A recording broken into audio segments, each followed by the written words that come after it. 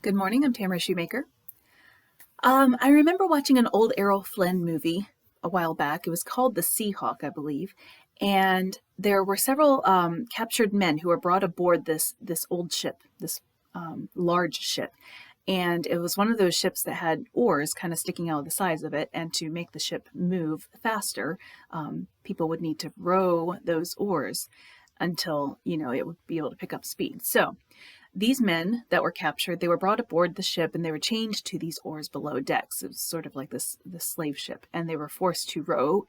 Excuse me. They were forced to row in time to the beat of a drum, which was produced by the timekeeper who sat at the front of the room. And if the boat needed to pick up speed, say to outrun an enemy or to attack another ship, the timekeeper would pick up the pace of his drum beat, and the oarsmen would correspondingly row faster, right?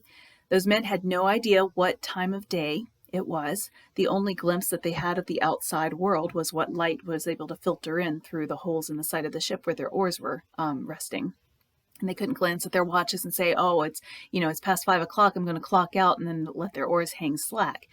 All they had was the timekeeper, and they adjusted the tempo of their oars to the timekeeper's tempo.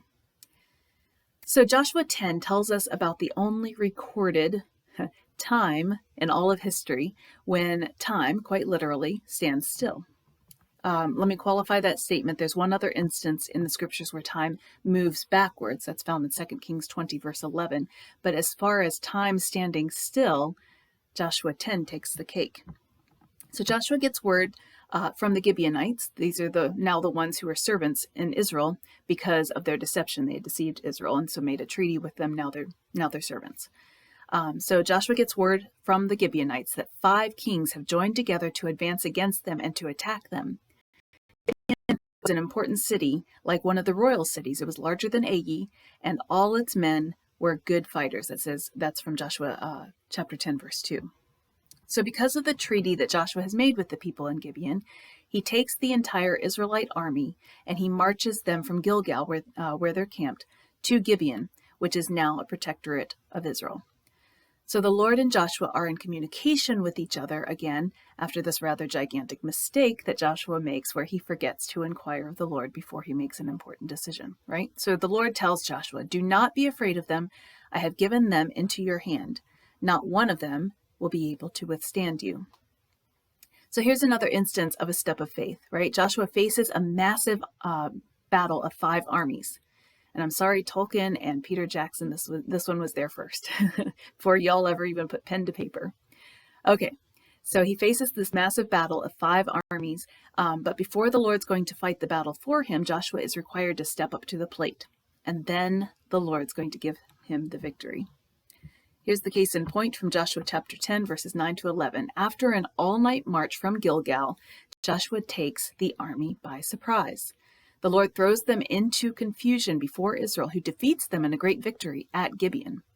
Israel pursues them along the road, going up to Beit Horon, and cuts them down all the way to Asika and Makkedah. As they fled before Israel on the road down from Beit Horon to Asika, the Lord hurled large hailstones down on them from the sky, and more of them died from the hailstones than were killed by the swords of the Israelites. All Joshua had to do was show up and put whatever muscle he had into the effort, and the Lord takes care of the rest, right? But here's something. There are so many of the enemy that Joshua realizes that it's going to be nightfall before they finish conquering them. So Joshua said to the Lord in the presence of Israel, and I think that's important because he's saying it in the presence of eyewitnesses who are going to witness the power of the Lord. So Joshua said to the Lord in the presence of Israel, O sun, stand still over Gibeon, O moon, over the valley of Aijalon. So the sun stood still, and the moon stopped, till the nation avenged itself on its enemies, as it is written in the book of Jashar. The sun stopped in the middle of the sky and delayed going down about a full day. There has never been a day like it before or since, a day when the Lord listened to a man. Surely the Lord was fighting for Israel. That was Joshua 10, verses 12 to 14. All right, so I'm going to have another little soapbox moment. I had one the other day. I'm going to do this again. Apologies in advance. I looked up this scripture this morning online after reading through it in my Bible, and I found many different, explanations about how this was probably a solar eclipse instead of a miracle. And I'm going to say, okay, maybe it was a solar eclipse, but I don't think it was. And here's why. Because I believe that the same God who created matter out of absolutely nothing, who formed time itself and made a world that runs in complete obedience to it, who blew the breath of life into the first set of lungs and made living mankind, he's not going to be stumped over a simple matter of what happens if the sun and moon stand still. So when I see people publish articles online about, how the sun and moon couldn't have stood still because it's impossible, I'm sorry, I've just got to laugh. The scriptures are a set of historical and recorded miraculous events. Axe heads float, right? Waters part and leave dry ground. Oil pours all day out of the same vessel and fills a multitude of other vessels. A whole army is blinded suddenly and simultaneously. Fire falls from heaven and burns up a drenched altar. A man outruns chariots. The sun crawls backward instead of forward. A boy is brought back to life. A chariot of fire drops by and takes a prophet of God back with it to heaven. And we haven't even gotten to the life of Jesus yet.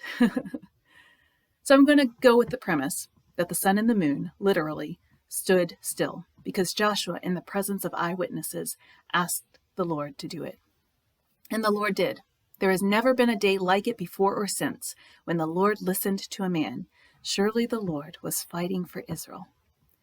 So here's the deal.